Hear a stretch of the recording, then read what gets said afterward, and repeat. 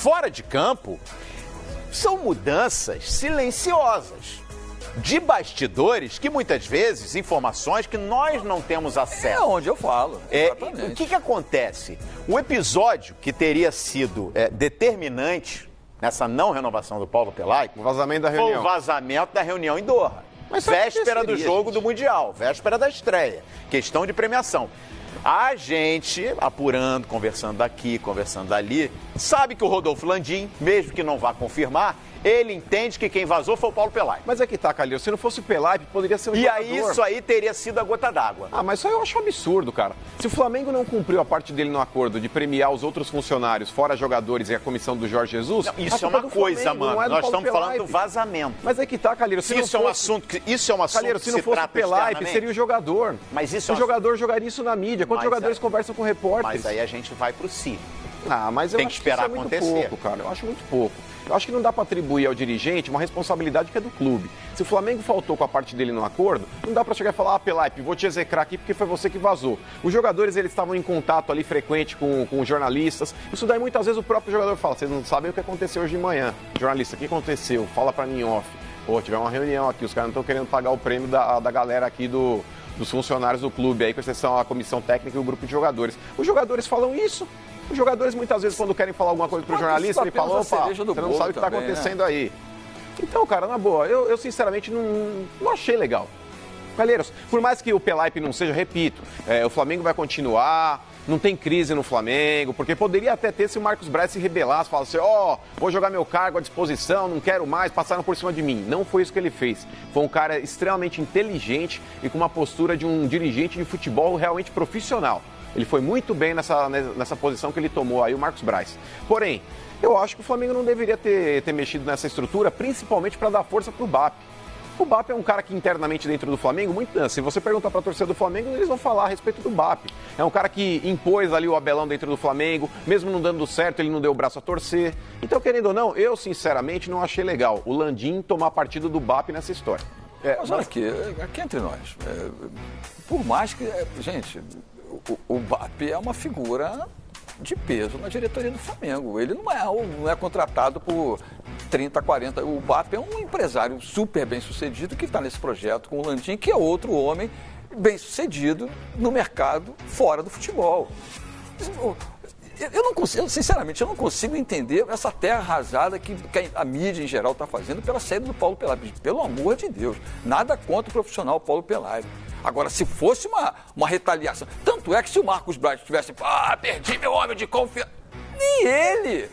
Mas e se ele tivesse feito isso, Paulo? Nem ele... Quantos dirigentes vocês já viram aqui no futebol fazendo isso? Mas ele não fez. Porque se ele se sentisse tão milindrado como boa parte dos nossos colegas da mídia, ele teria chutado o pau da barraca. Eu acho que... Aqui entre nós, já falei e repito aqui, nada contra o profissional Paulo Pelaipe. Mas é uma função descartável e de mudança no futebol. O Caetano estava no Flamengo, foi para o Inter. O fulano estava não sei aonde, foi para outro clube.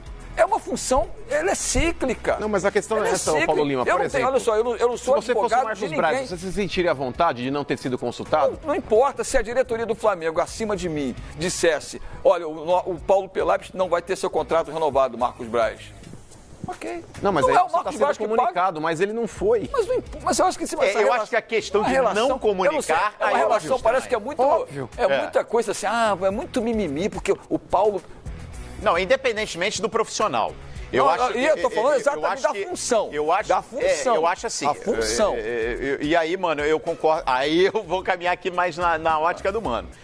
Eu acho que se você tem um vice-presidente de futebol e você vai tomar uma decisão, independentemente do ponto da hierarquia, da posição hierárquica que você ocupe dentro de uma estrutura, mas você vai tomar uma decisão na pasta de uma pessoa que é da sua confiança e que faz um grande trabalho, independentemente de fazer um grande ou mau trabalho, mas que está lá, que é quem responde pelo futebol do Flamengo, se é uma decisão direta que mexe na estrutura diária do clube, eu acho estranho que o vice-presidente saiba depois da saída do gerente. Porque eu não estou questionando a força independentemente política. de quem seja o gerente, quem seja o vice-presidente, quem seja o presidente. Eu acho que não deveria ser assim. Quem responde pela pasta futebol tirando o Landim, que é o presidente do clube, e o regime é presidencialista, é o principal nome do Flamengo, quem responde pela pasta futebol é o Marcos Braz. Por mais força que o BAP possa ter, na pasta futebol, na escala hierárquica, estou colocando aqui na grade hierárquica do clube, você tem um conselho abaixo do presidente ali, que o Marcos Braz faz parte e o próprio BAP também, mas quem responde pelo futebol é o Marcos Braz. Então, ele não ser comunicado dessa decisão... É mais ou menos você definir, você decidir que não vai mais pagar aquele credor, comunicar ao credor, olha, seu pagamento está suspenso, e o seu vice-presidente financeiro não ficar sabendo. Chegar lá para trabalhar no dia seguinte para as contas a pagar, não. Essa conta aqui você não vai pagar porque o presidente mandou não pagar. Mas eu volto no tema que você levantou, Carlos. Algumas coisas também não chegam com tanta clareza e nitidez, mesmo as aspas que você abriu do Marcos Braz, dizendo que ele não foi comunicado da renovação ou não renovação do contrato. Não passa pela minha cabeça, numa diretoria tão profissional como essa, como tem o Bruno Spindel, que o Mano falou aqui que o Marcos Braz é o forte, lógico que é, mas o Bruno Spindel está sempre, né, coladinho. As decisões do departamento de futebol foram tomadas pelos dois. Não passa pela minha cabeça que não, nesse período todo, você olha só, está caminhando uma coisa e tal, parará. Só que a diretoria, talvez, por uma questão de posição de mando e de hierarquia, não renova o contrato dele. Depois a gente comunica ao Marcos Braz. Ponto. Né? Então, caminha por aí. Eu não sei, assim, essa função que a gente valoriza muito, que o futebol precisa da profissionalização, parará, o Paulo Pelaipe já passou por N clubes. É mais um na vida profissional dele, que ele tenha sucesso. Se for assim, se a questão foi resolvida ou está sendo resolvida no tom que o Marcos Braz colocou ontem para os jornalistas... Eu acho que pode até apagar isso aqui. O clima não é tenso. Exatamente, está tudo resolvido. Resta saber se o Marcos Braz, nesse momento, não está usando também toda a experiência dele para ser aquele filtro. É claro, e ele tem que para ser aquele filtro e não deixar... Mas é a função dele. É a função dele. Claro que é. Lógico. E não deixar ganhar força uma situação que possa ali na frente prejudicar.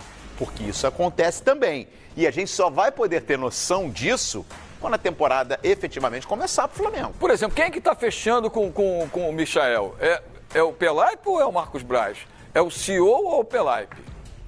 Quem fecha? O papel do Pelaipe não era contratação. Mas então pronto. Ele era o elo ali. Quem é o cara que bota o peito na frente assim, vamos lá, vamos contratar o gerente era do dia a dia. Exato. Então, quando você perde o Marcos Braz, aí você fala, opa, aí azedou.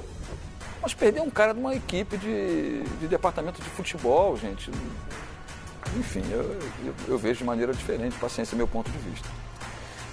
Ricardo, se nem tiver aí a galera já opinando, tem muita gente aqui na hashtag Bom Dia Fox quarta, nessa resenha com a gente aqui, deixando opiniões e tem opiniões interessantes aqui da galera. Eu força tal da hashtag, né? Fora VAP, fora... Só que os caras não sabem os bastidores que acontecem no Flamengo, né? É difícil viver só com essa coisa de rede social, de hashtag, não sei o quê. Os caras estão trabalhando há 6 anos no Flamengo, esse grupo está há 6 anos juntos, para chegar esse ano e consolidar uma trajetória de investimento altíssimo, campeão brasileiro, campeão da Libertadores, chegar a uma final de Mundial de Clubes. Guerra de vaidade. Não tem ninguém ali que é criança. Guerra de vaidade no Flamengo. Não é novidade. E também não é uma exclusividade do Flamengo. Lógico que não. Mas guerra de vaidade em clubes que ascendem, né? Por exemplo, a gente viu no Palmeiras. Os bastidores complicadíssimos também nos últimos anos. A mulher, a dona da dona demitiu sem avisar. Mas no Flamengo, Paulo Lima, o exemplo é clássico. Aconteceu na gestão passada. Com esse mesmo grupo que bateu de frente com o ex-presidente Eduardo Bandeira de Mello, ou o ex-presidente Eduardo Bandeira de Mello bateu de frente com esse grupo. Enfim, e a gente viu como isso refletiu no futebol. Um futebol que acabou, ao final da gestão, tendo aí na figura do presidente funções acumuladas, um diretor executivo para lá de experiente e competente, como era o Rodrigo Caetano, esvaziado, e um time sem conquistas. Já com suas contas equilibradas, com investimentos e sem títulos.